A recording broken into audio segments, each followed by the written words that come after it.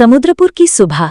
समुद्रपुर एक शांत सा गांव था जहां ज्यादातर लोग मछली पकड़कर ही अपनी रोजी रोटी कमाते थे। रमेश काका इस गांव के सबसे पुराने मछुआरे थे, जिनकी नाव हर सुबह सबसे पहले समंदर की ओर निकलती और सबसे आखिर में लौटती। उनका पोता चिंटू महज 12 साल का था, लेकिन दिमाग तेज और सवालों से भरा हुआ।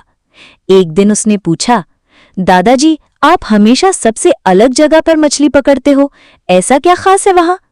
रमेश काका मुस्कुराए, बेटा, वहां एक खास मछली मिलती है, कटिंग वाली मछली। कटिंग वाली? चिंटू की आंखें गोल हो गईं। हाँ, काका ने बताया, वो मछली एकदम खास है। जब उसे पकड़ते हैं और किनारे लाते हैं तो वो अपने आप छोटे छोटे टुकड़ों में बन जाती है और हर टुकड़ा एकदम अलग स्वाद वाला होता है। कोई मसालेदार, कोई मलाईदार, कोई लहसुन नींबू जैसा। चिंटू को यकीन नहीं हुआ, लेकिन अगली सुबह वो चोरी से काका की नाव में छिप गया।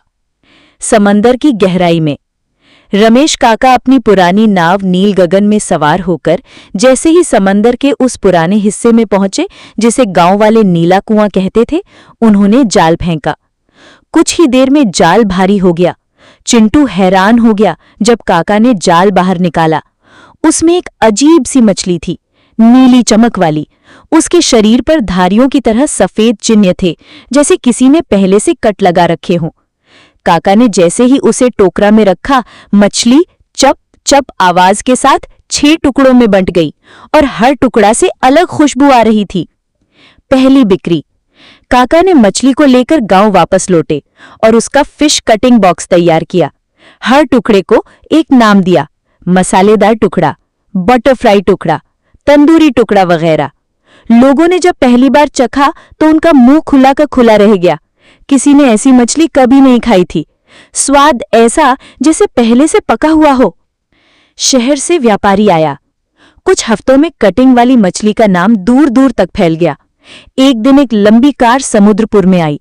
उसमें से उतरे मिस्टर मल्होत्रा, जो एक बड़ा होटल चलाते थे मुंबई में।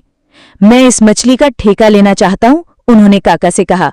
हर हफ्ते 1000 वॉट का माल भेजो, मैं 5 गुना दाम दूंगा। काका थोड़े घबरा गए।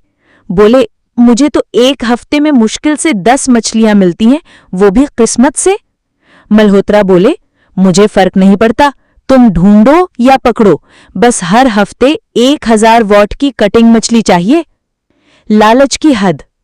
मल्होत्रा ने गांव के कुछ और लोगों को पैसे का लालच देकर उसी जगह से मछली पकड़वानी शुरू कर दी। उन्होंने ट्रॉलर, मशीन सब भेजे। कुछ हफ्तों तक उन्हें कटिंग वाली मछली मिलती रही, लेकिन अचानक एक दिन समंदर शांत हो गया। न कोई मछली फंसी, न कोई हलचल। और अगली सुबह ट्रॉलर वापस लौटे तो उनके सभी जाल फटे हुए थे, जैसे किसी ने उन्हें अंदर से काट दिया हो। समंदर का बदला। रमेश काका ने सबको इकट्ठा किया और समझाया, ये मछली साधारण नहीं है, ये समुद्र का आशीर्वाद है। जब तुम लालच में इसे लूटते हो, समुद्र गुस्सा होता है।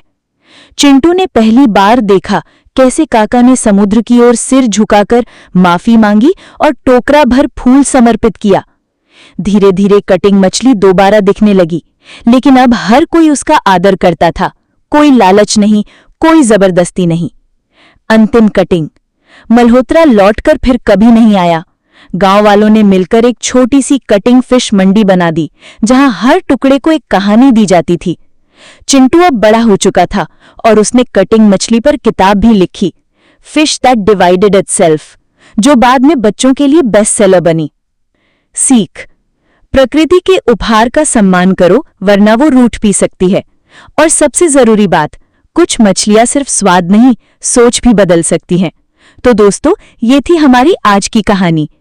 अगर आपको ये कहानी पसंद आई हो तो हमारे चैनल को सब्सक्राइब करना ना भूलें, लाइक और कमेंट जरूर करें और ऐसी ही मजेदार कहानियों के लिए जुड़े रहें हमारे साथ।